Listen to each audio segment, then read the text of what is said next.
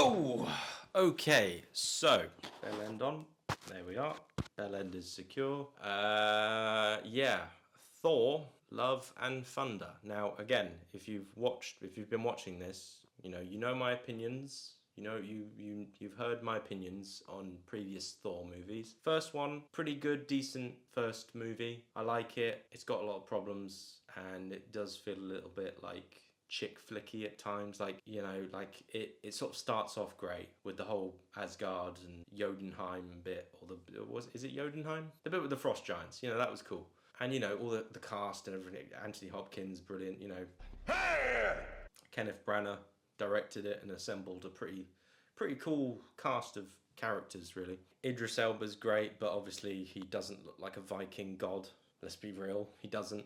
But whatever. I love Idris Elba. He's great, and I'm not going to. But yeah, and all the they're all great. Natalie Portman, Stellan Skarsgård. Number two, Thor: The Dark World. It's not a bad film. It's not the worst film ever made, but it's a very mid Marvel movie. It's definitely like it's at the top of the mid list, if you know what I mean. It's sort of somewhere in the middle of the mid list, I would say. It's sort of average, decent, good time at the movies. I remember going to go see that film at the cinema, and I thought it was a good time at the movies, but with repeat watching, it's kind of like nah. Anyway, just watch my review. Then Thor Ragnarok, the third one. I thought that was awesome. I thought it was great. It was funny. It felt fresh. It felt like a completely different movie, which sometimes is a good thing, sometimes it's a bad thing. But in this case, I thought it was a good thing, and I thought Taika Waititi, did a good job making a good, fun, action-packed, good, funny movie. Much better than the previous two movies. If we're talking if we're reviewing them as movies and not as Thor movies, I'd say maybe the first one is like a proper Thor movie. Like if we're gonna say Thor, right, the character Thor, whereas just Ragnarok is just a better movie.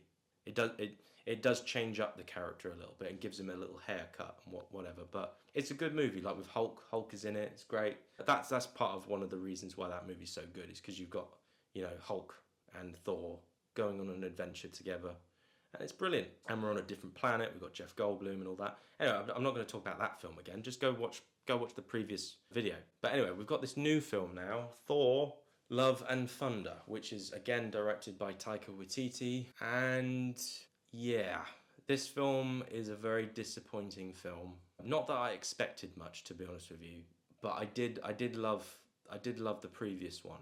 Ragnarok was really fun, and I was kind of hoping for the same kind of film, but I didn't think that they would match that, to be honest with you. There are some good things about this film that I like Chris Hemsworth is great as Thor. He's been playing this character for a very, very long time, since 2011 or 10 was it? I can't remember when the first one was, but still he's he definitely understands this character. He knows this character. He definitely got into humongous shape for this film. Obviously, though, we're missing Loki. Loki's not in this because he's dead, but there is a TV show where he's like from a different universe. He's a multiverse type thing. So yeah, Loki is dead, and obviously Anthony Hopkins is dead. All of his mates are dead. I just got a little text. Oh. It's an Instagram message from Vin Diesel. Oh my god, it actually says Vin Diesel. Yes, official Vin Diesel. Let's click on it. Yes, definitely not a fake account. That's him. That's the real Vin Diesel, and he's just literally sent me he wants me to follow him back. You know what I'm gonna do? Block him. That's what I'm gonna do. Block. There you go. Blocked. I don't want to be your friend, Vin Diesel. Imagine if that was the real Vin Diesel. Anyway, yeah, so where was I? What was I talking about? I just had an Instagram, a new follower, but I blocked him. I completely shunned him. Yeah, where was I?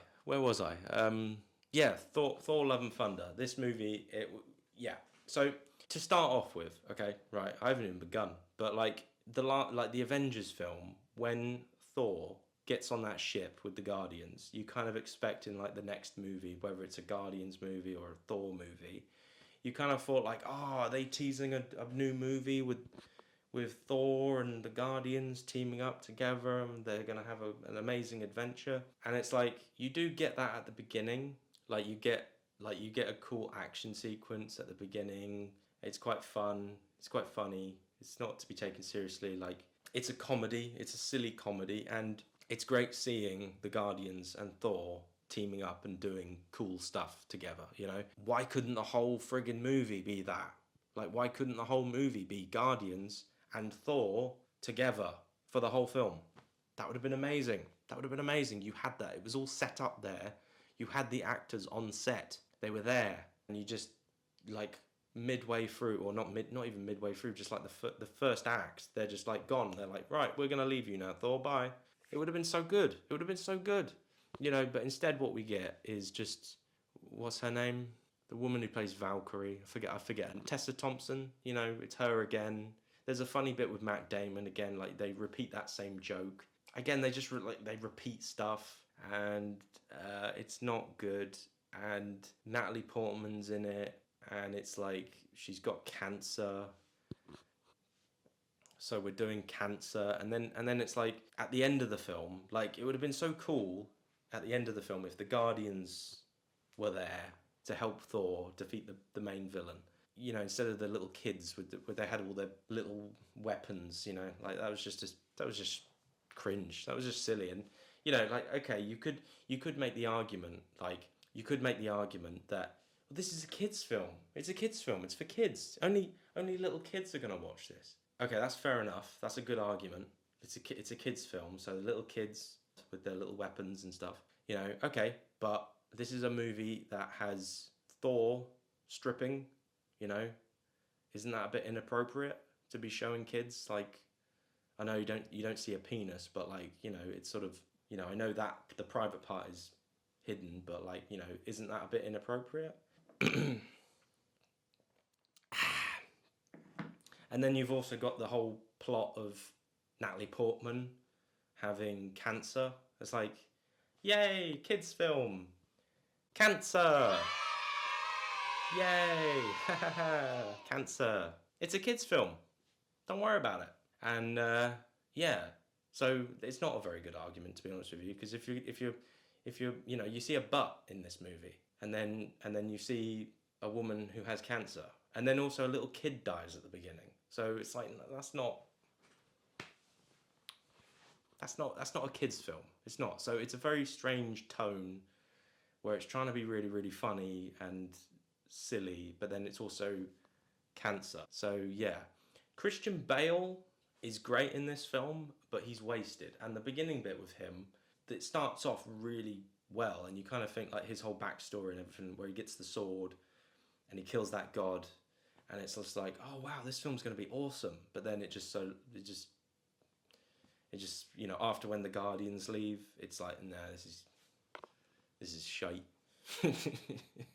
this is bad. And then you know, Russell Crowe is in it.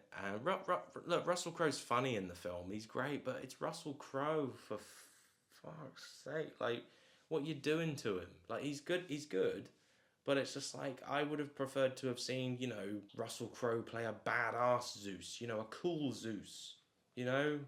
Like Liam Neeson in Clash of the Titans kind of Zeus. Release the Kraken! You know, that kind of Zeus, where he's like, release the Kraken, you know?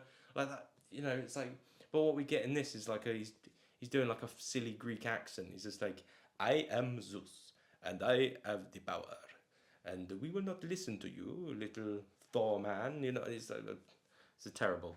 You know what I'm talking about? Like, it's just sort of like they just wanted to make a joke out of everything. And I know it's a comic book film.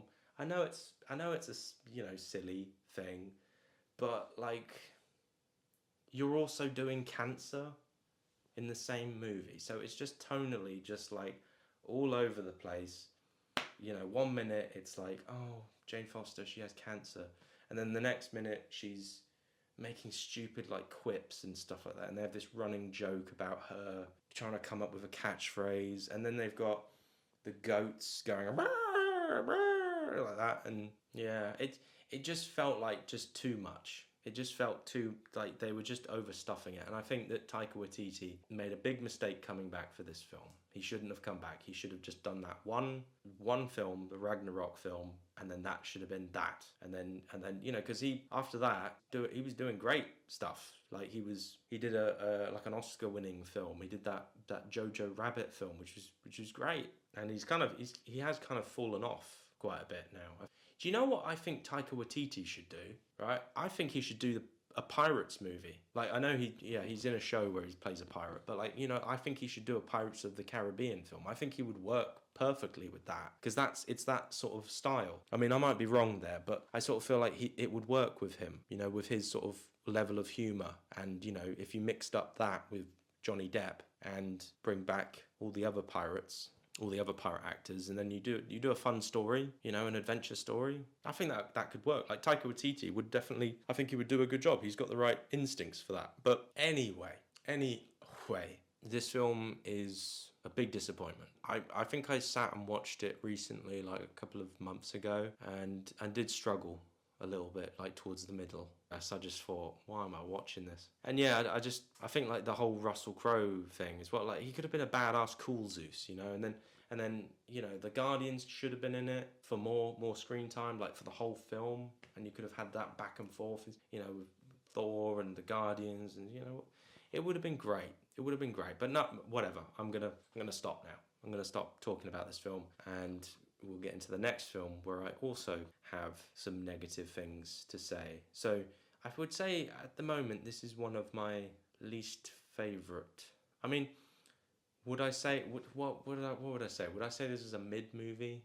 I don't know. I can maybe enjoy it more than Captain Marvel, but no, I think actually Captain Marvel's a better film than this. But Captain Marvel's a bland movie. At least this film has some colour. You know, it has a little bit more colourfulness about it, and that's actually one thing. There are some funny bits in it, and there is a lot of colour. There's a lot of flashing images and pretty colours and whatnot. So you know, I guess it has that, but it's just very disappointing. Anyway, I'm just going back and forth. I'm just waffling on. Yeah. So anyway, I'm gonna stop and review the next one.